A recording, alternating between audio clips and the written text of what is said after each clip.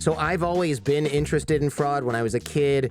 I love the idea that systems were hackable and had holes in them that somebody else could take advantage of. And when I was a kid, probably being a little bit of a turd fraudster, junior diet fraudster was more appealing than catching the fraudsters. But even now in business, right, there's opportunities, but wherever there are legitimate opportunities, there's also fraud. So your work was a good fit for my interests / this show, I think. That's so funny. Okay. How did you get interested in fraud? I mean, you're an accounting professor. There's a lot of fraud in accounting. Is that really as simple as it gets? Well, okay. So there's a lot of fraud in the world. And you think about what an accountant does, and they are developing the financial statements of all organizations.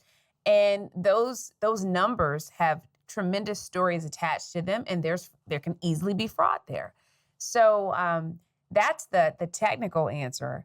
My interest really is, I think I'm just partially, maybe largely nosy.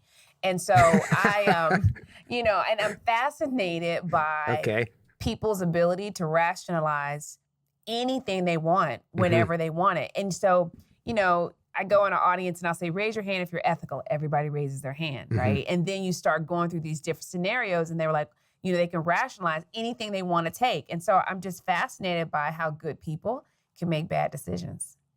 It is quite easy to do. A few months ago, my wife ordered something, well, let me restart the story. A few months ago, I ordered something. My wife got the order, didn't tell me, wasn't sure what it was from, thought it was maybe from a show sponsor. I was like, where is this thing? I asked her where it was, but I wasn't very specific. She said, I don't know, because I ask her that 100 times a day. So I called the company. They sent me another one, and she's like, oh, now we have 2 of these? And I said, I asked you where that was. So I basically accidentally sort of conned this company out of a thing that I bought, and it was like $100.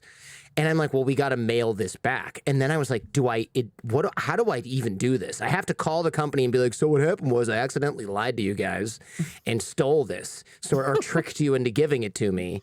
And it was kind of hard to do. I just sort of not anonymously, but I mailed it back. And I figured they're not going to maybe ask me why I did that. And then they, of course, like an idiot, I didn't think about this. They refunded me the purchase price. Of course, so now I'm like, okay, now I have to call them because they just gave me my money back. So I called, and it was one of the most awkward things I've ever had to do. And they just sort of laughed at me and thanked me for doing it. But I guess what I'm trying to say is, how the hell do these people do this and not have that same feeling? Because it's very unnerving to have stolen something. It's so funny. The dress I'm wearing right now, that happened to me. I ordered it, got one, and then another one came. That happens a lot. And so I sent it back. And when I sent it back, I think they refunded me twice. Oh, no.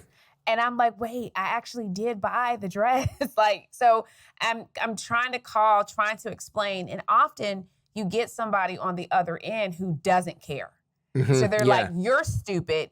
Keep the money and run. And you're like, but no, I can't. I'm like, yeah, you can. I don't care. So you find yourself really explaining yourself in a weird way. I think when those situations have happened in person, like you might be in a store and maybe you're on the phone and you pick up an item and it's in your hand, you walk out, and you get to your car and you realize, oh my God, I'm still holding whatever you're holding. Do you go back into the store and say, I didn't mean to steal this, but I did? Yeah. And or depends how long the line is. No, if I'm being 100% honest. But it also depends on who you are. That's true, I'm sure. For me, as an African-American female, I got a lot of things I'm thinking about. How am I dressed? Do I have on sweats and gym clothes? Do I have on a suit? Like, how am I going to be received? What kind of story is it? Like, I'm thinking about all these things in terms of how my message is going to be received. Am I going to be believed? Who knows? So, there's all these things. It may be just easier for me to keep it, but, Yeah. You're like, I'm not trying to get tased for walking out of here with a banana. like an apple. Or my arm broken because I'm handcuffed. Right. So it's a weird world we live in. We really do. But I'm just fascinated by how people can rationalize fraud. And so it's not so much in the book I talk about these 3 types of fraudsters. You can be an intentional perpetrator, an accidental perpetrator, or a righteous perpetrator. It's not the intentionals that I'm fascinated by. It's the others, because I think the mass majority of the population fits in the other category, the accidental and the righteous. That's what fascinates me more, because, there are born corporate con men and women that know a system and exploit it for personal gain. That's never going to change. But it's the people that don't intend to, or the people that do intend to help someone else, that I'm just, I want to open our eyes and expose that category to more people. That's a good point, right? There's no shortage of people that are going to create fake invoices for their dental practice for Medicare Absolutely. or whatever the hell, right? And that's not as interesting as somebody who's like, this company's evil and I'm giving to poor people, and they have a more complex psychology. I know your dad had a close brush with fraud. Can you take us through that a little bit? Sure. So I am a second generation academic. So my father was a professor too. And he then went on in his academic career to become the chancellor of North Carolina Central University. And so there was an employee who received a grant from the government who was charged or indicted with embezzlement. And you can't steal from the government. Don't do that. Don't steal from the government. Not even $1. And so my father wanted due process. He wanted an investigation to be launched and to see what the findings were. But the public opinion, the court of public opinion said, no, he's got to be fired now. And my dad was like, no, we have to give him due process. We have to find out what the facts are. And so it was just so much. It was so stressful. He was just like, you know what? I'm just going to go back being a college professor. And so he resigned. So that was really he wasn't involved in the story, but right. His determination for a process to run its course was not something that anybody wanted to hear. So, and he wasn't friends with the person or anything, so he didn't have a personal relationship with them. He just felt like, we have to have a process in place. And so that was, I grew up seeing that, and I was like, wow, adults can act bad sometimes, like real bad. How much did the guy steal? Was it a large amount of money? I can't remember the amount, but I'm going to say, if I had to guess, sizable, let's say 25, 30,000 maybe. But, in the grand fraud scheme, that's not a lot, but you don't take from a federal government grant. Right. You can't steal $5. No, nothing intentional and even accidental for that matter, I guess. No. If you think about it like taxes, that gets you eventually. So Yeah. You mentioned different types of perpetrators, intentional.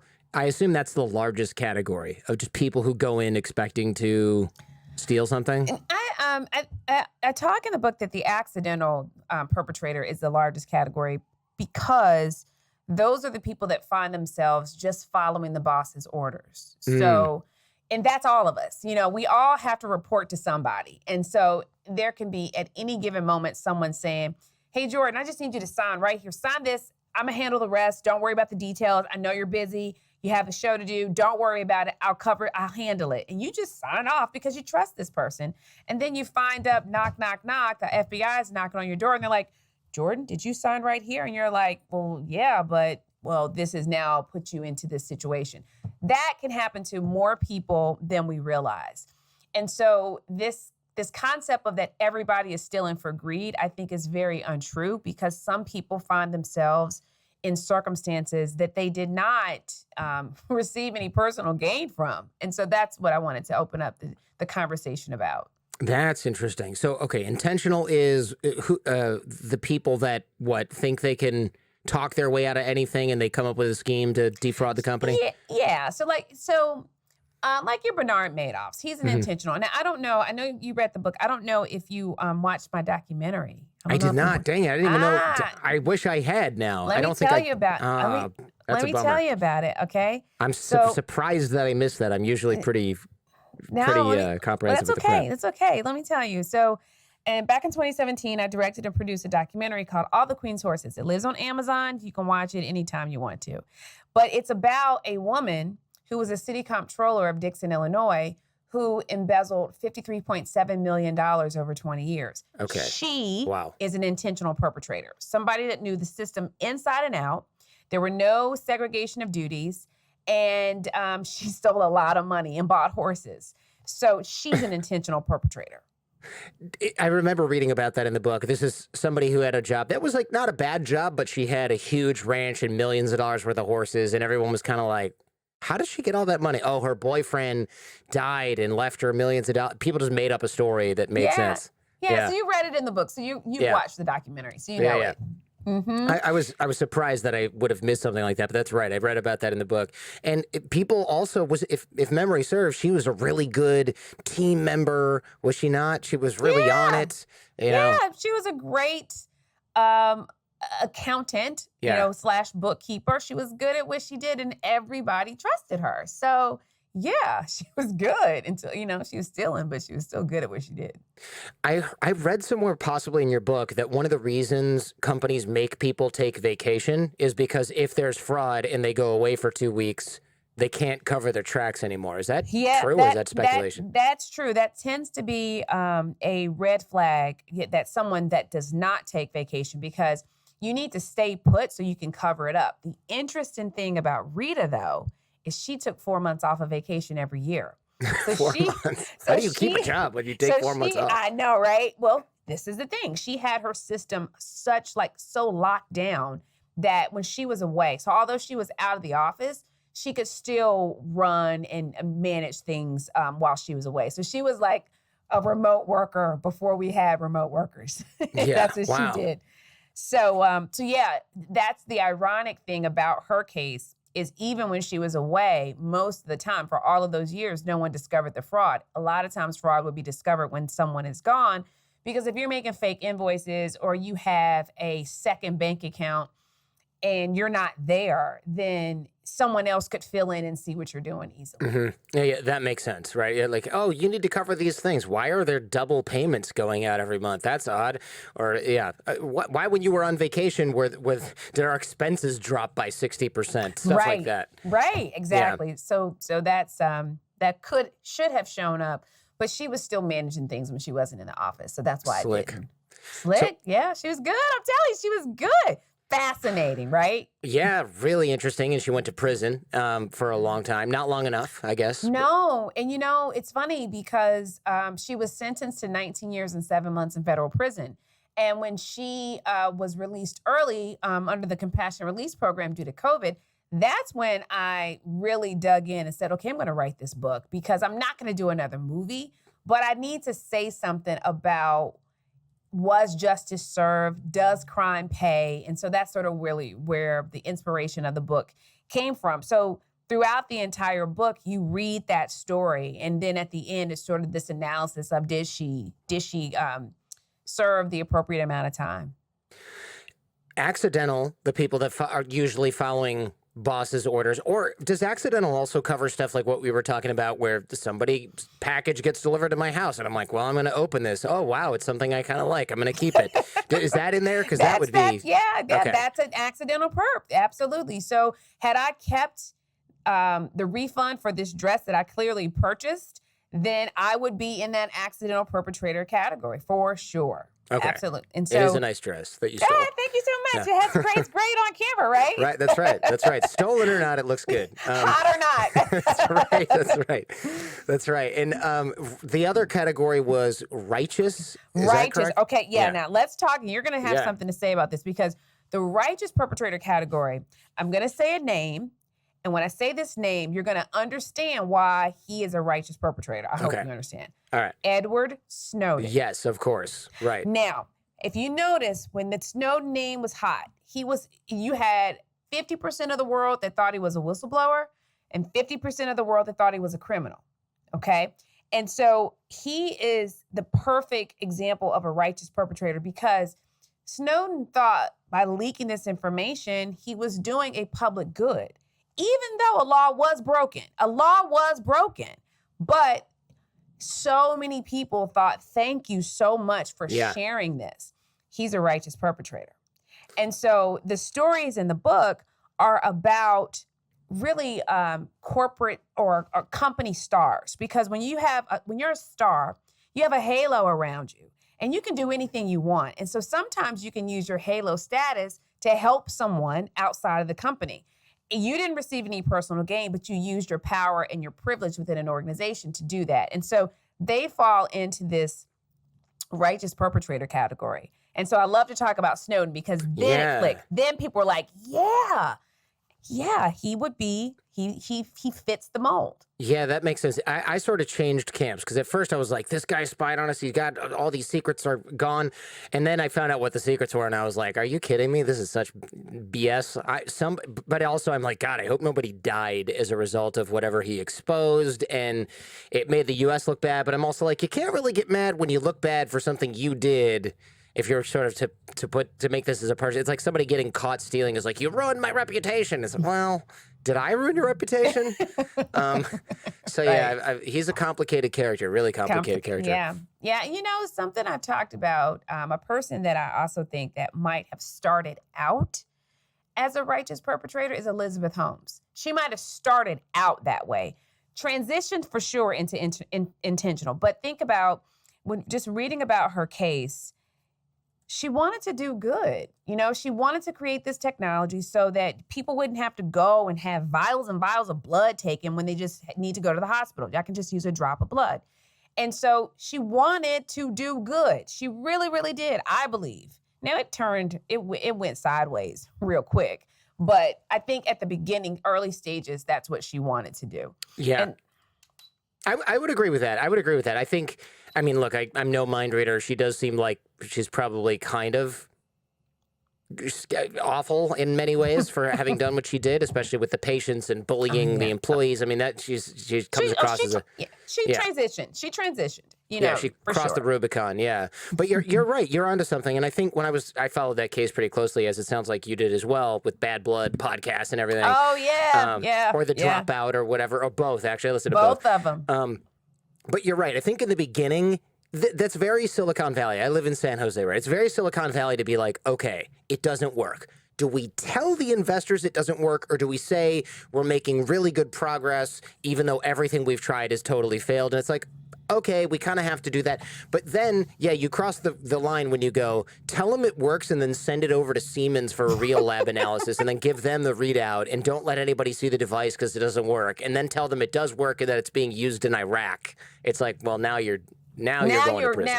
Now you're going to prison. Yeah. And, you know, you think about that there was so much wrong with her and it. But this whole idea of fake it till you make it, you know, that came from a con man. Like that whole concept of fake it till you make it was from this guy who was going and telling people, just wear a nice suit. People will buy from you. He was a multi-level marketing guy. People will listen to you if they look good. It doesn't matter if what you're saying makes sense or not. And so, really? I didn't know that came from a con man. No surprise at all, I suppose. Yeah. So the whole idea of fake it till you make it was introduced by a man by the name of Glenn W. Turner. He was a salesman and he would wear flashy suits and he was a son of a sharecropper. And he would tell people, you know, if you want people in the multi-level marketing strategy to listen to you, just look the part and people will listen to you. I mean, so again, this idea of it doesn't really have to work as long as we just ensure confidence. It's a crock of mess. I mean, you see the same thing with Sam Bankman-Fried. You see the same thing. It's just the same thing over and over and over. So we just got to stop believing it. But she, we're talking about Elizabeth Holmes. She definitely crossed over into the intentional perpetrator. But what fascinated me so much about her case and that story, she was lying, got that. But the people that believed her, like how in God's name do you get Walgreens to sign up for what you're selling and it's a crock of mess? Like, how do you do that? Yeah. How do you do that? A lot of social proof with a lot of powerful people on the board, right? You get the former Secretary of Defense, you get a couple generals on there, you get some real heavy hitters in business. They get bullshat by your executives who get who then, give the board, pull the wool over the board's eyes. The board goes to bat for you. There's a ton of investors who are banking on it. They probably put their thumb on the scale, to say the least. And then some executive goes, I've dealt with these guys for 20 years. They're not lying to me because it's the Sec Def and the General, and I know those guys from the golf club, and so I'm going to sign a trial. And then everybody at the end is like, oh, my God, I had no idea. Meanwhile, Tyler Schultz, right, the George Schultz grandson, he was the whistleblower, and nobody believed him. And she was going to sue him, and, I mean, that was a mess. That was a whole big mess. It's a mess, but it's why people don't want to be whistleblowers. It's why people don't and won't say anything, because no one can really handle being bullied as an adult. Mm-hmm. Like we just can't deal with it, right? So that's a good point. It's the playground when you start someone just popping something out of your hand because they can. But as an adult, you can't deal with this. You don't even know what to do, so you just keep your mouth closed. Because why? If you don't have the money for a legal team, you can't emotionally take the hit, you just keep quiet. And that's why people keep quiet, because of the corporate bullies out there. And everyone knows they're there. You know who the bully is where you work. You absolutely know who it is. Yeah, my mom was a public school teacher. She had a really nasty principal who would cuss her out. She was terrible. And nobody would help her. Even the union was like, oh, yeah, we deal with her all the time, But it's almost like they got to pick their battles because it's an administrator, and it's just the whole thing. And so my mom was like, screw you, I'm retiring. And they're like, but we need good teachers. And she's like, maybe don't treat us like crap. Food for thought, right? Mm-hmm. And teachers all over the place right now are nodding their heads they're going to have to go to the chiropractor because of the neck injury they're going to get from nodding their heads to this particular thing. Because I get these emails all the time about how mistreated people are in the workplace, especially people like teachers and public servants. Because it's so hard to get anything done, and there's so many bullies, and they're entrenched, and they've got their own union, right? And it's bureaucratic. It's the whole thing. I digress a little bit here, but is there way more fraud now than ever before? Because I feel you mentioned Sam Bankman-Fried. That cryptocurrency scam. I mean, the scale of it gets larger, but is there more of it? Is there a higher instance of fraud, or is it just the scale? I pause because I think that everything feels like more now because people are reporting things more than they ever did before. So you think about almost police brutality. We see it more because everybody has a camera in their hand all the time. That's true. It's probably the same. It's just we see it more because it's in real time. It's a video posted up. So I think fraud there could be an uptick, but what I feel is though you see more people like you or I, just hypothetically speaking, engaging. And we've already admitted to our illegal deeds at the top of the show. our retail fraud. That's right. But I think that you're seeing more people that are willing to push the envelope because they think the likelihood of getting caught is slimmer. So, there's more fraud movies. There's more fraud podcasts. There's just more true crime in the atmosphere. So I think we believe now that there's more. So I don't know. I'd say maybe slightly, but we just may be hearing about it more than we did before. We didn't talk about the F word the way we do now, but it's always been there. I mean, it's sort of baked into our system, our culture, our economy. It's our foundation. One of the podcasts that my students are going to listen to for class this fall is the Founding Fraudsters. And this podcast, it talks about how fraud is just what has always been around. So I don't know if it's more. I think we're definitely talking about it more. I think people are getting caught more, but is it more? I don't know. I just think it's a tough one because you had the COVID-19 PPP, whatever fraud. So that was kind of a new opportunity that's now gone. You had cryptocurrency, which wasn't regulated. So that's kind of Wild Westy.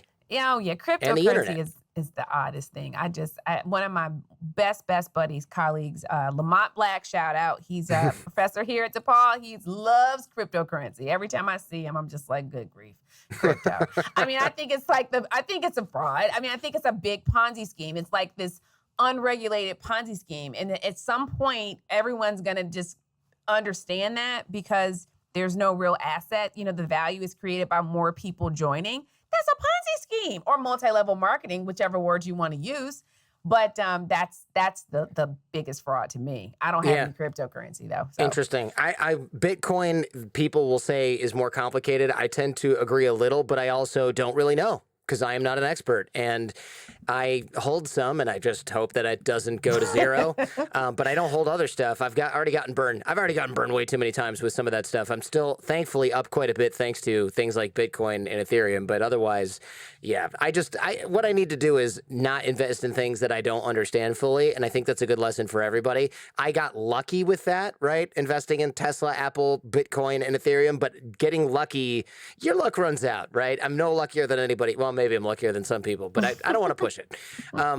And so, yeah, that's interesting. I would have assumed there'd be more just because of the internet. But you're right. Maybe there's more small-time stuff, but the big-time stuff has always been there. So much has changed when you think about where we are now. We're on a 24-hour news cycle every single day. So what we hear about is just all the time. So I don't know if it's more because I think our mechanisms for reporting and hearing about news is just more like when I was a kid, the news came on at 6 o'clock. That was it. Like there was the afternoon news and there was a 6 o'clock news. That was it. That was your only source of information. There was a newspaper. A newspaper came twice, but there weren't blogs. There weren't podcasts. You know, there weren't any of those things. So that's when you ask me, is it more? I don't know because we just get news so much more than we ever did before. It's very overwhelming if you think about it. I agree. I try not to even consume a lot of that stuff, although we were late doing this because in the beginning we were talking about that summary. So I don't know if I can really say I don't follow that because we were just like, can we start 20 minutes late, talk about current events? And we could have kept going. I know we could have kept going. I was looking at the clock like, shit, I got to eat at some point today. I do too. But, you know, like I could tell, like you and I, we could start talking about cases. We would start going to websites. I mean, and that's the thing, like everything we need to know, we could do our own investigation and keep going and going. Well, Jordan, I found this fact. What did you find? And we could just put it together and just keep it going. Is fraud more? Maybe. But there's so many more ways to talk about it and read about it. Yeah, I love the fraud triangle. Can you take us through that? That is really interesting because, of course, it makes sense, but every fraud has this. Yeah, so Donald Cressy developed this years back, and there's three components of the fraud triangle, and that's rationalization, opportunity, and pressure. And so it's a nice way to really understand where all frauds fit. I'm fascinated with the rationalization piece of it because I think we can all rationalize anything we want. No matter how ethical we are, we can all do that. So that's what the fraud triangle is. And so I think with any human being, we have those three points that show up all the time. What is your opportunity to do something? What's the pressure that you're facing? How do you rationalize why you should do it? And so we can go through that. And I think it just makes it easier for us to understand how frauds happen and sort of where they sit when you're doing like a case analysis. Yeah, the idea that you can rationalize anything is kind of scary because it's 100% true. And we've seen that throughout history, but especially with fraud, the rationalization doesn't even have to make sense, right? It can just be like, I deserve this and other people don't. And you mentioned that a lot of narcissists are involved in this. This is the thing, Jordan. You probably do deserve it. Now, should you take it is another question, but you probably do deserve it. You probably do deserve the raise, the promotion that you were overlooked for. You probably do. But should you take it is another question that we have to think about. Thanks for watching on YouTube. Remember, you can also enjoy the Jordan Harbinger Show on Apple Podcasts, Spotify, or wherever you listen to podcasts. Our podcast feed is a treasure trove of insights from intellectuals, authors, spies, artists, athletes, pioneers, engineers, former mafia bosses, and business leaders, all sharing their secrets to success. For more information, click the link in the description. Now, back to the show. Opportunity, is that as simple as, well, I am the one that signs the checks and the one that enters them into the database, and how many people really check that? Nobody. Is that all that is? Or does the hole have to be particularly wide to drive through it? I think the hole can be small because opportunity is really just about access. So if you think about, I would say 98% of us have a corporate card or some type of credit card that is tied to our organization. And if you really wanted to, you could book a trip to Hawaii today if you wanted to. And the likelihood of you getting caught, maybe it may take a couple months, maybe.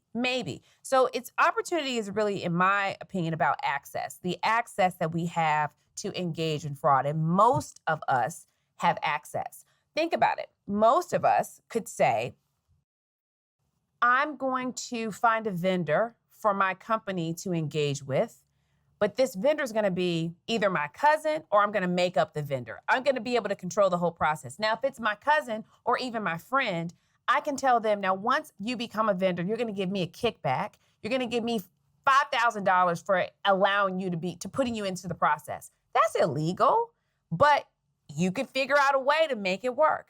So many of us have access to create a scheme that can benefit us personally. But wait, hold on. So is that illegal, or is that only illegal if it's a government organization? Because I feel like, don't people do that all the time? Let me, the kickback part, no. The referral part, sure. Okay, yeah, that's what I was hung up on. No, yeah. So let me replace illegal with unethical. Yeah. Okay, because I'm not a lawyer and I don't want lawyers coming after me. So let me say unethical. Okay. And so the kickback part is what makes it unethical, because if you are referring a vendor, in most circumstances, you shouldn't have any direct tie to them or any kind of financial gain based on who gets picked.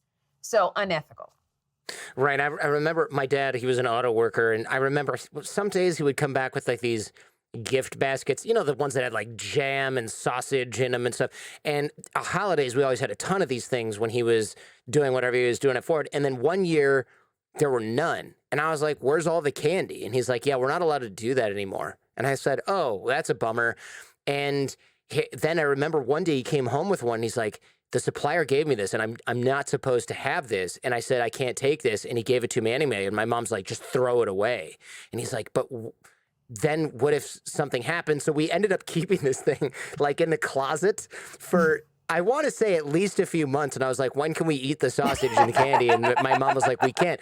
Because what they were afraid of was somebody would find out and he'd be like, it's in the wrapping. Not like, oh, I threw it away. And they're like, sure you did. It's definitely not something you ate with your family. He wanted to be able to return this like shrink wrapped, rotten ass gift bag basket thing. He wanted to keep the evidence. He wanted to have the evidence. Or take a picture. Yeah, I get it. I get it now. But when I was a kid, I was like, why are we keeping sausage in the coat closet? This is so weird. Stale ass bread in here. Because your dad knew. He had a sense, he had a moral compass, an internal moral compass that just guided him. And a lot of us don't have that anymore. Or we can rationalize it away, or we can shut it off when we need to.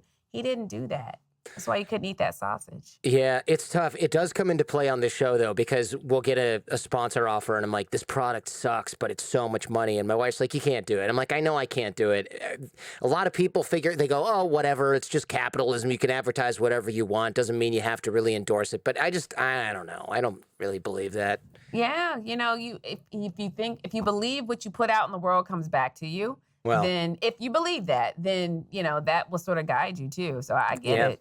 It's just funny that that's the lesson I took from the sausage basket after all these years, right? The rotten sausage basket has taught me good. But you remembered it, right? So it must have had a big impact on you. And so like his moral compass impacted yours. So, that's what I hope that I do in the classroom. Like I'm leaving these stories. I may not always have my own stories, but I'm using these stories, the lenses of other people to hopefully have an impact on students that are in the classroom. That could be a student, an exec ed student, or a freshman. But I hope that it has an impact, because it's not if you're ever going to be in these situations, it's when. And so when it is your turn, what are you going to do?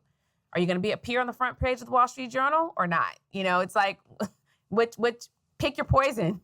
So opportunity, okay, the hole doesn't have to be that big. Rationalization, we can all rationalize pretty much anything. Pressure is an interesting one, right? Because I see wealthy, I mean, we all see wealthy people who were born into money stealing tons more money. And you're thinking, what pressure do you have other than it's self-inflicted, right? It's like ego. I need to look great, and that's the pressure. Not like I need to feed my kids or I'm going to fail in my career. And the pressure almost seems superficial and ridiculous. I think the pressure from, if I was a billionaire, I would understand the pressure of another billionaire. And so me being completely not a billionaire, I think their pressure is probably silly, but it's real to them. So I think pressure, everyone has it, and it's very personal, but we all have it. All of us have it. I mean, my 13-year-old has pressure. I think it's stupid, but she has it, So I think it's real to the person, but we all have it. And so that's the variable I think that's constant among everybody, is you have some kind of pressure. I think a lot of it, do you agree that a lot of it's self-inflicted, like ego, you have to look the part, that kind of stuff? Or is it lifestyle creep where you're like, crap, I bought a yacht because my business was doing well and I want to lose it? I think now the way we live, a lot of it is self-induced pressure and lifestyle pressure because you don't hear a lot of stories like this. Employee X had a 14-year-old kid that had leukemia and was dying, and the health policy didn't cover the treatment. So the employee X embezzled $500,000 to pay for the treatment of their kid. You don't hear those stories anymore. No. And if you did, the jury would be like, not guilty. Exactly. Maybe. Exactly. Or at least like guilty, but it would be so hard to convict somebody in that situation. All we hear now are, you got a PPP loan and you bought a car, you bought a Maserati. Yeah, Lamborghini. Yeah, that's you remember that guy? What a moron. What a freaking idiot this guy. Took a PPP loan and bought he had like a 2-person company, said he had 400 employees. Man. But dumb. But you know what though? It shows you the level of internal control weaknesses that clearly existed for him to even think he could do that. What was the process? What was the application, or what was the review process, or the lack thereof, that a person that had 2 employees could say they had 400? Like, how? I mean, when we filed ours, we were very careful because and not that we were tempted to defraud the U.S. government, see also at the top of the show where you never steal from the government, but it was like, they're going to eventually catch these people, even if it takes like 15 or 20 years. Statute of limitations be damned, because they're going to say, well, we were behind and we're going to change the law and you also defrauded the government. I mean, it's just, it was not worth it to even think about doing anything. But my wife was like, gosh, we submitted this and we got paid almost immediately. How do they know? They didn't audit our taxes from this year to find out if our income level matched what I put in there? Nothing. All of that was relaxed to get money out to the business owners faster, to help. So in this desire to help, to put money in pockets, that all of that was relaxed. Yeah, it's real. These people are so parasitic. I love that they are being made examples of now, because you do want to live in a society where you can help people at scale in some way. And you do want a society where innovators are free to get financial capital from investors. But what you don't want is for Elizabeth Holmes or Lambo guy to abuse the system to the point where massive amounts of money are lost, especially if the public ends up having to fit the bill. Absolutely. Absolutely. And your question about, do I think there's more fraud? I think that social media helps us see life in a different way. So this idea of, I need to look the part, if we didn't have a platform to look the part on, you wouldn't care as much. Like, we wouldn't know about the Lambo guy. We wouldn't know he's driving around and this or that. We wouldn't know. And maybe he wouldn't even feel the need to show that. Who knows? So I think we just see opulence in a way that we never saw it 50, 60 years ago. So that's a good point. It's an odd time. How much of this has to do with narcissism? You do in the book mention that perpetrators are often grandiose or vulnerable narcissists? Is that the majority of cases? So this is the thing. I'm going to say this, and I don't want you to get offended, but I think most people are narcissists. Well, I mean, in some sense, yes, but not in the clinical sense. So the grandiose narcissist, or the category that I talk about, the intentional perpetrators.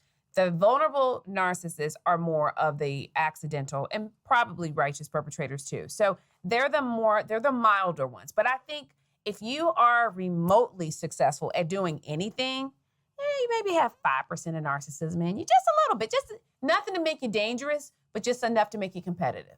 So, I think we see that a lot.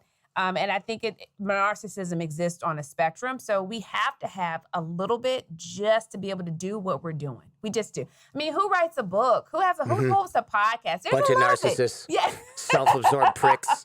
I mean, you have to have you got to be able to own it, Jordan. You got to be able to own it. No, I'm here for it. Yeah.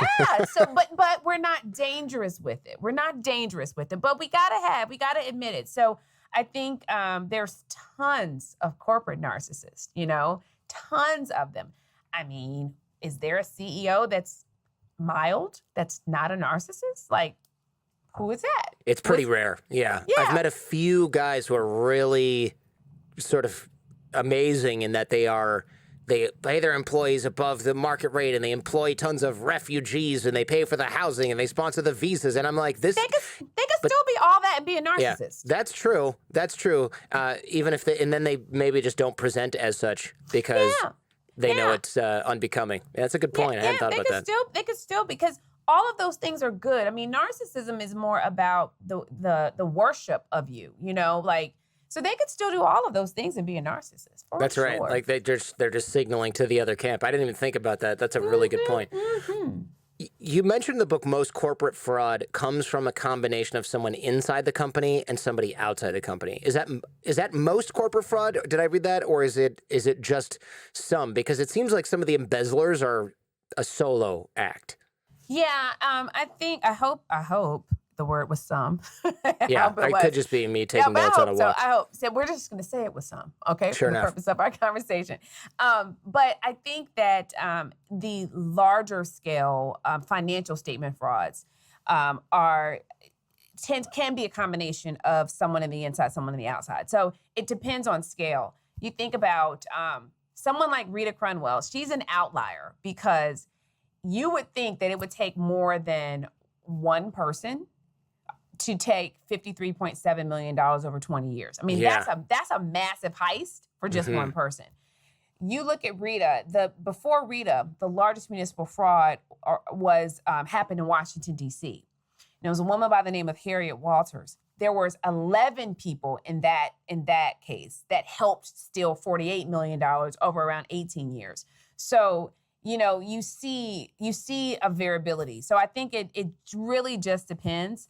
When I was doing these interviews and going around talking to people, a lot of the people that I interviewed were sole perpetrators.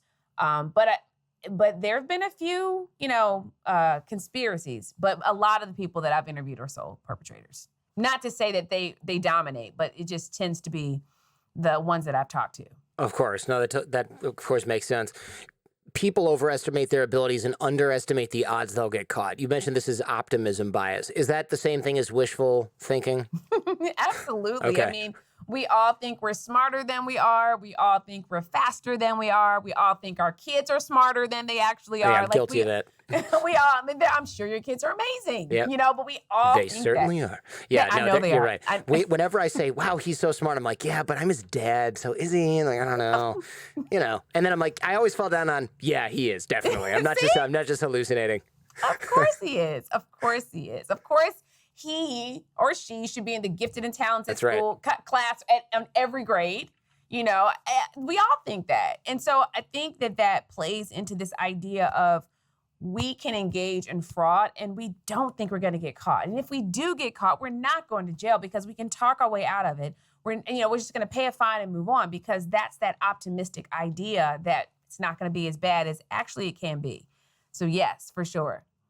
Yikes. Yeah, that's scary. I don't know how these people aren't terrified. Honestly, it's really, I know that that lying stresses out the brain. I think you mentioned that in the book. It was Dan Ariely ran a study on that, and we eventually adapt. I know that I am not cut out for this stuff because when I'm reading the book, I'm playing Xbox and reading the book, walking outside, reading the book.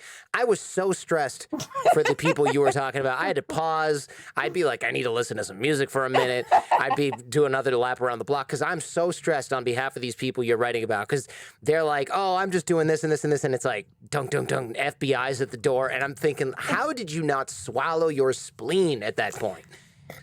So if you feel that way reading it, think about over the years how I felt interviewing them. Because what happens to me is like, I get emotionally attached to the people.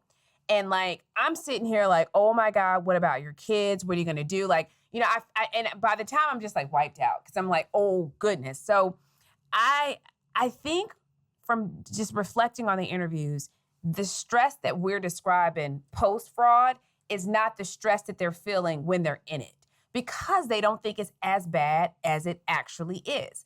Like the FBI knocked on the door. I think you're talking about Andy Johnson's case, and that he was an accidental perpetrator. Andy did not think he really did anything criminal. He knew didn't follow generally accepted accounting principles, and maybe he could be asked a question or two, but go to jail? That's never on his mind. Like, no one thinks that, because we're not talking about career criminals. We're talking about white collar job holders, went to college, may have a graduate degree. No one ever thinks they're going to jail. That's not what they're thinking. So that stress that we're reading sort of post-fraud, I don't think they have that stress when they're going through it. Now, the intentional perpetrator story of Diane Katani, she's a story that's in chapter 1 or 2. I can't remember which chapter, intentional perpetrator. This is chapter 1. She talks about the stress of keeping the lie made her sick, physically sick. So I think some people, intentional perpetrators, may feel it, but an accidental perp, think about it. They're just following the boss's orders. They're not receiving any personal gain. They're just doing as told. So why would they feel stressed? Because they think they're doing the right thing. So Jordan, if you sent me an email and said, Kelly, I just need you to sign up on this document. One, I probably didn't read the full thing, especially if it's 15 pages. I probably didn't read it. I probably just went to the signature line and signed it. Why? Because I've already established a trust with you. I've looked you up. I know the show. I think you're a good dude. So I trust you. For all I know, it's some fraudulent loan application that I just signed and now I'm in trouble. My point is, I don't think about the stress because I've already established this a level of trust with you. And I think that happens a lot with the accidental perpetrator. The righteous perpetrator, they're so far up in their company, who's going to touch them? Like if you're Elon Musk and Elon Musk doesn't follow his own policy, who's going to say something? No one. He's Elon Musk, so he probably doesn't think he needs to even follow what the SEC says. He's Elon Musk, so you sometimes get so large that you feel that you're above a law. You don't feel the stress of what we're feeling as we're reading it post-fraud. That makes sense, because I just thought, if I'm a criminal, do I just get desensitized to all this? I don't want that. In lying, what it does to the brain, the woman who said it made her feel sick, I can identify with that. Imagine every day you're just waiting to get caught.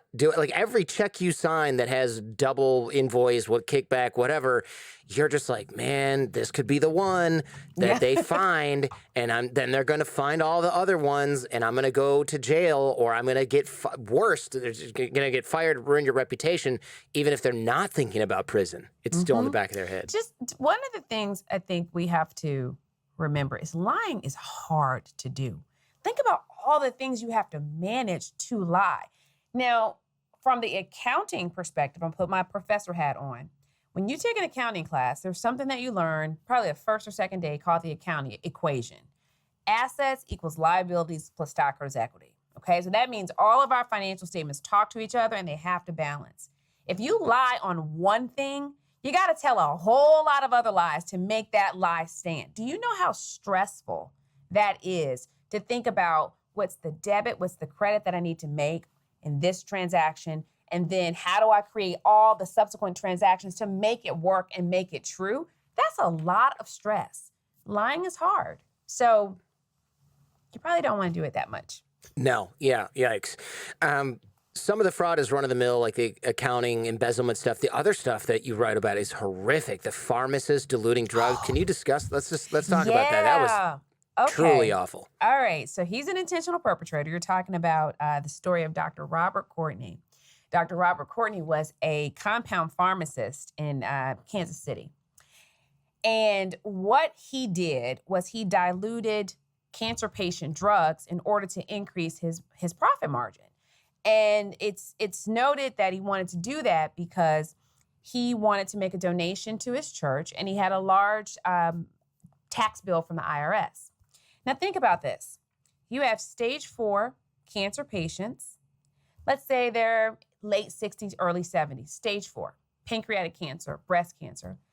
The likelihood is that they probably will pass away. And when they do pass, no one's going to question why they died. So they were the perfect target for him to say, I'm going to dilute their medication because no one's going to question when they pass away anyway. And that's what happened. So I think there was about 98,000 prescriptions that he diluted.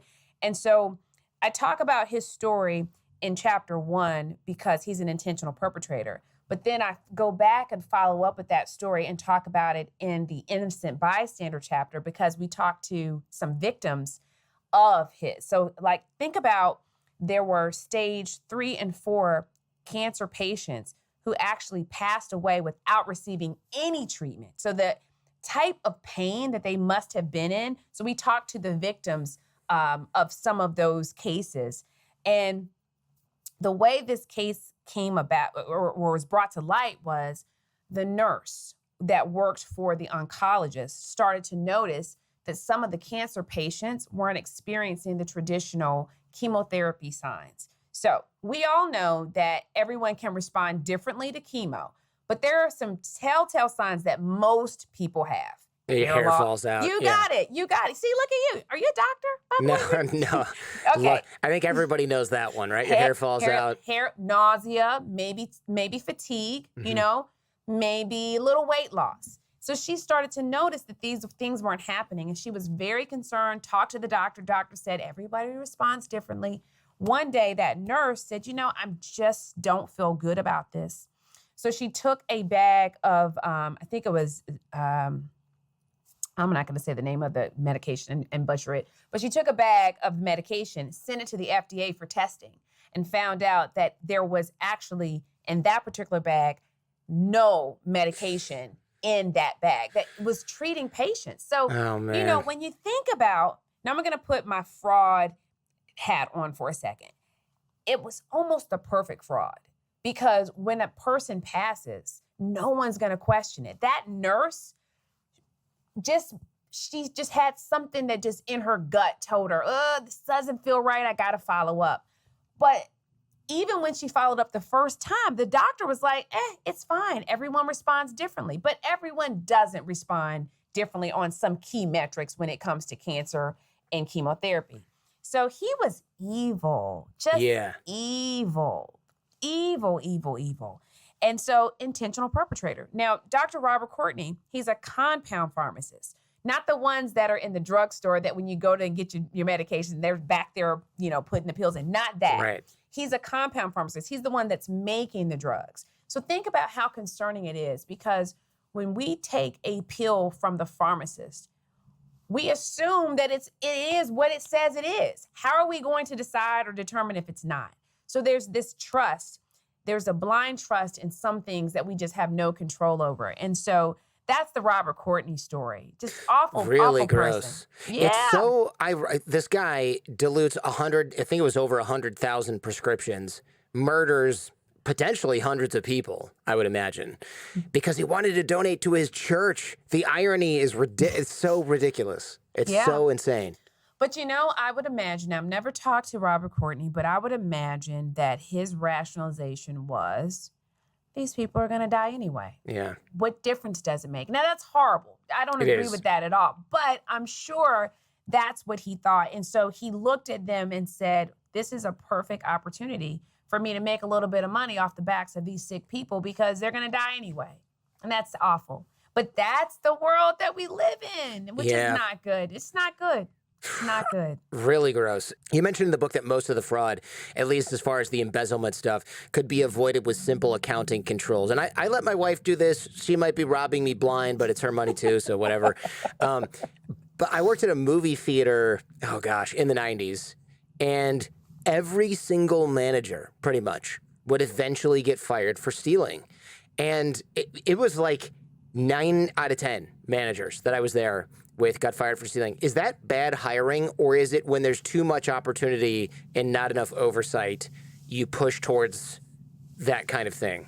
Generally? I think it's too much. I think it's too much opportunity and not enough oversight, because I think the environment can change any good person into a person that can steal. And I think that that's a takeaway that I've always shared, is that any of us can be an offender, a white collar criminal, any one of us. And so in the wrong environment, it can happen, and so that's this idea that it's all of us. It's not just them. It's not just the profile. So I'm not, I want the profile, if you will, to be open, because it could be any of us. Tell me about Robin Hood syndrome. We kind of touched on this at the top of the show.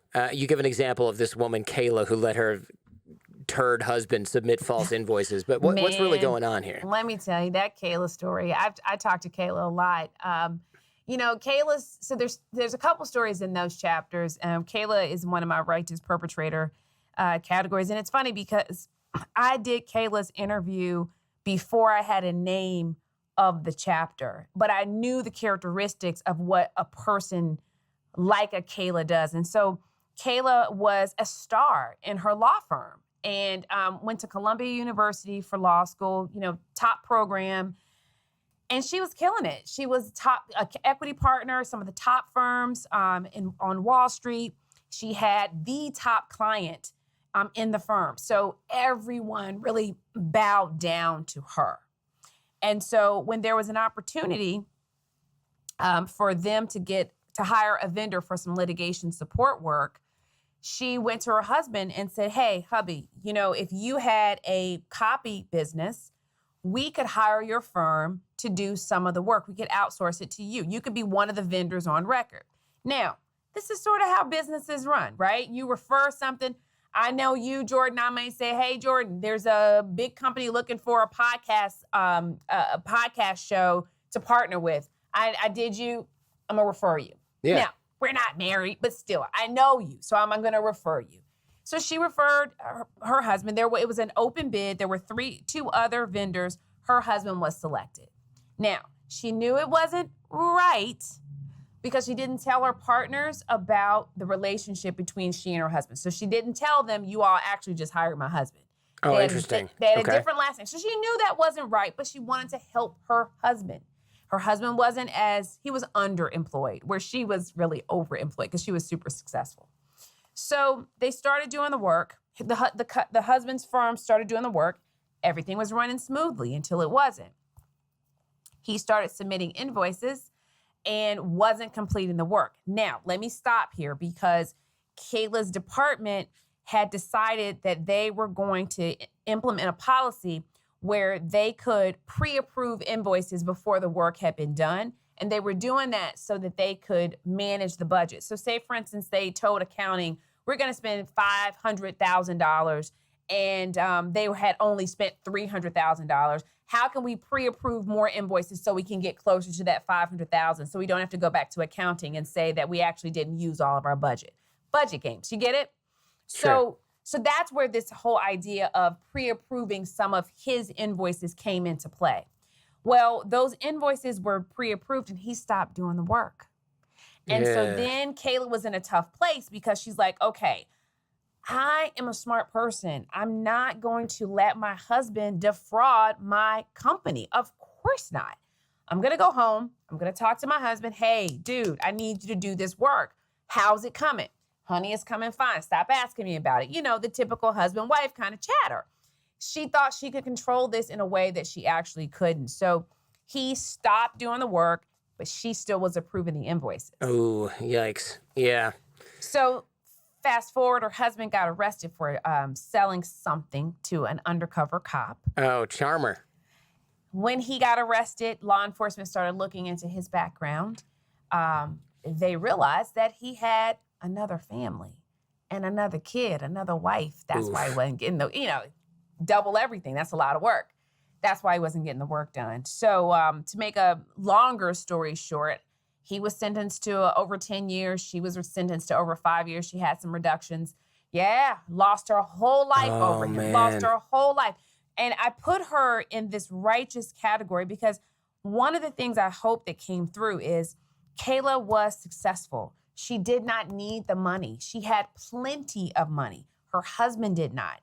And so depending on what kind of relationship you have, sometimes it's hard for women to be far more successful than a male, than their mate. And so she was trying to help him, just trying to help him pull up. I need you to try to help yourself. And so by helping him get this company established and it was doing well, helped their marriage. And so it ruined her life though. So she's a righteous perpetrator. Yikes. Oh, it's so awful to hear things like that. And you see a lot of these similar perpetrators, I suppose, in churches. You mentioned that churches are especially vulnerable to fraud because many people are volunteers. And of course, when you got a volunteer, right, you're not going to background check them because you need a volunteer. You might check their work, but are you really going to hold them accountable to a high standard? Your volunteers trying to get by. Maybe they're being checked by another volunteer who's reporting to, I don't know, one person who's like, great, thanks for doing all that.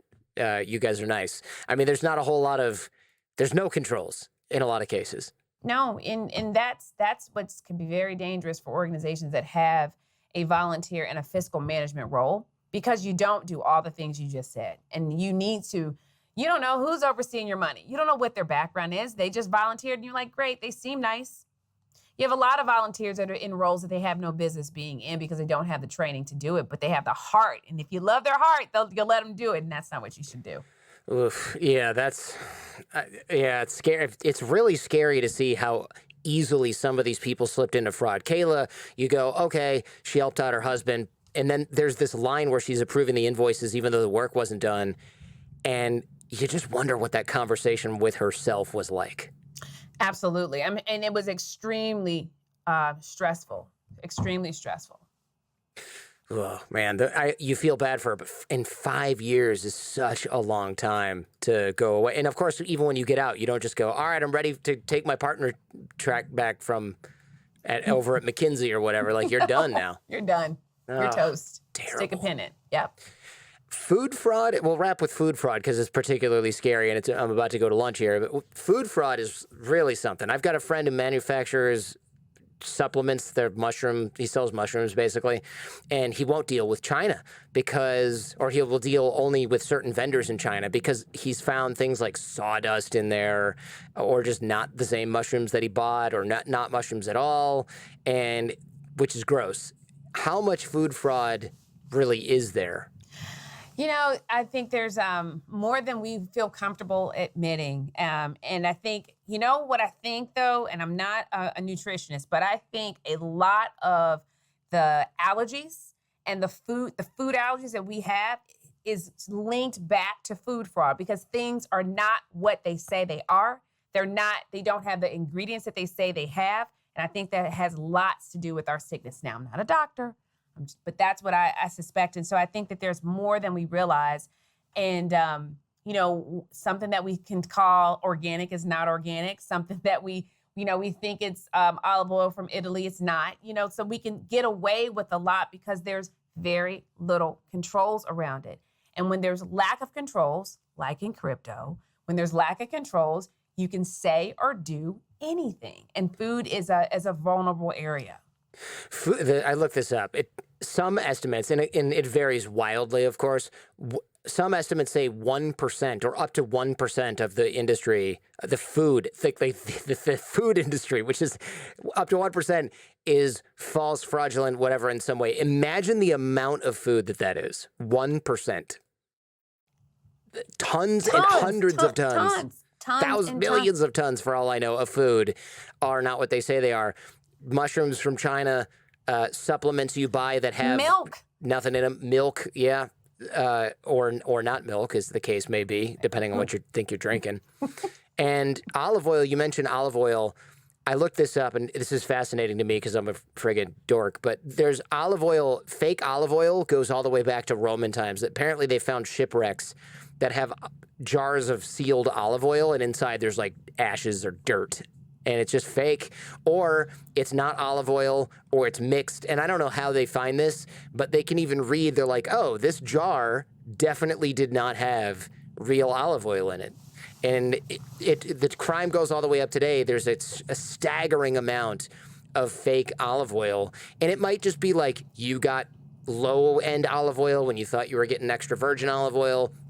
But a lot of times, especially the stuff we get in the United States, it's not from Italy. It's got a bunch of other stuff put in it, and it's got a label smacked on it. There's whole organized crime groups that just specialize in olive oil, which seems like a dumb way to go to prison, but I guess there's money in it. Yeah, especially when you start talking about money laundering, because when you think about food, the food industry, and you think about warehouses, there's a lot of equipment that has to be purchased in order for them to run.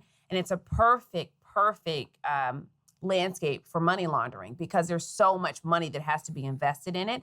So it's a great way to clean money. So the food industry, I've talked to an accounting professor in Canada.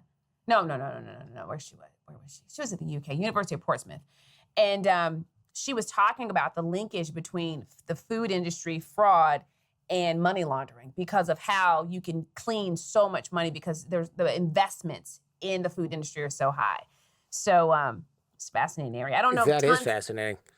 When I start hearing like mafia and things like that associated with, I just sort of back away. I'm like, okay, duly noted, moving on. Maybe. The olive oil thing is definitely sort of a mafia, at least originally was sort of a mafia thing. Organized crime. I mean, it makes sense, right? An agricultural product, typically from Italy, that's been used for a long time. I mean, that's going to touch some dirty hands for sure. In closing here, do you have any idea what percentage of fraud goes unreported? Gosh, no, man, I wish I knew that question. So many people ask me that. Oh, really? I don't know, because I don't know how to extrapolate the answer because, if you think about fraud is a $5 trillion industry now, let's say 10x goes underreported. Who knows? Like, I do not know. I need to figure out how there has to be a way to write an algorithm to figure out the unknown variables of what goes unreported. I need to figure that out because I do not know.